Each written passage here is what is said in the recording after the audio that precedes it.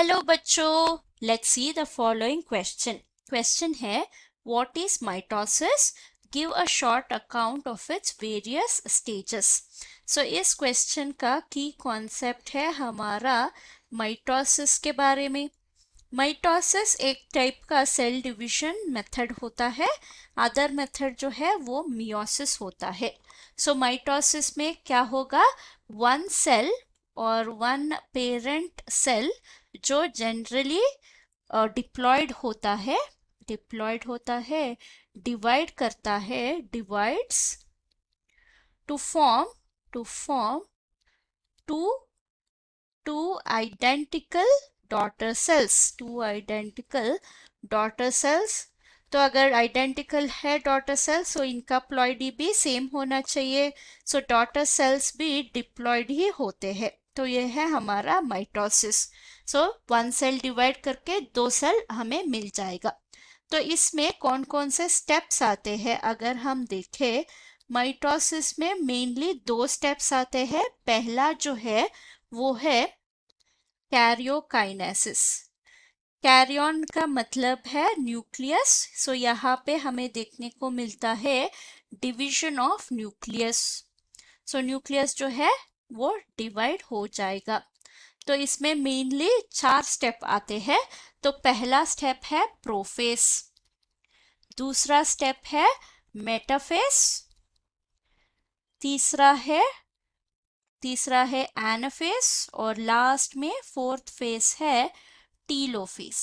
सो इससे हमारा कैरियोकाइनेसिस खत्म हो जाएगा। तो अगर हम सेल को देखें कैसे दिखेगा, प्रोफेस में हमारा क्रोमोसोम्स जो है वो अभी भी फॉर्म होते हुए दिखेंगे, अभी भी वो कंडेंसेशन प्रोसेस में दिखाई देते हैं। तो हमने यहाँ पे डाल दिया 4 क्रोमोसोम्स। न्यूक्लियर मेम्ब्रेन जो है वो डिसअपियर होते हुए दिखेगा। अगर हम मेटाफेस में देखें तो ये चारों जो क्रोमोसोम्स है वो अलाइन हो जाएंगे ऑन एन इक्वेटोरियल प्लेन। तो कुछ इस तरीके का। और ये कौन हेल्प करेगा, सेंट्रियोल्स जो है वो स्पिंडल फाइबर्स फॉर्म करके इस तरीके का अलाइनमेंट शो करेगा।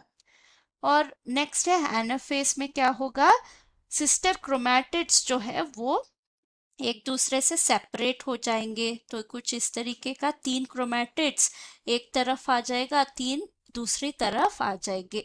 तो अभी भी जो है स्पिंडल फाइबर्स वो क्रोमैटिड्स को होल्ड करके रखता है। स्पिंडल फाइबर्स पुल करते हैं, इसीलिए क्रोमैटिड्स दूसरे जगह पे जा सकता है।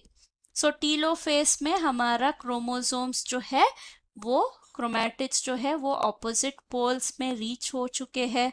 तो ये है हमारा इनिशियल डॉटर सेल्स का फॉर्मेशन। तो ये है टीलोफेस। इसके बाद आता है हमारा सेकेंड स्टेप ऑफ माइटोसिस, वो है साइटोकाइनेसिस। साइटोकाइनेसिस में क्या होता है, यहाँ पे बाकी क्या रह गया है वो है साइटोप्लाज्म। सो यहाँ पे डिवीजन ऑफ साइटोप्लाज्म होगा। सो इसमें 2 तरीका है। तो अगर एनिमल सेल है तो ये बाहर से सेंटर पिंच ऑफ करेगा, इसको हम फर्रो मेथड बोलते हैं, फर्रो मेथड। सो बाहर से अंदर तक सेल डिवीजन, साइटोप्लाज्म डिवीजन दिखेगा। और दूसरा है प्लांट सेल में जो दिखता है वो है सेल प्लेट मेथड, जो सेंटर से स्टार्ट होके बाहर तक चले जाएगा। तो ये है हमारा माइटोसिस और उनके various stages. Hope you have understood the concept. Thank you and all the best.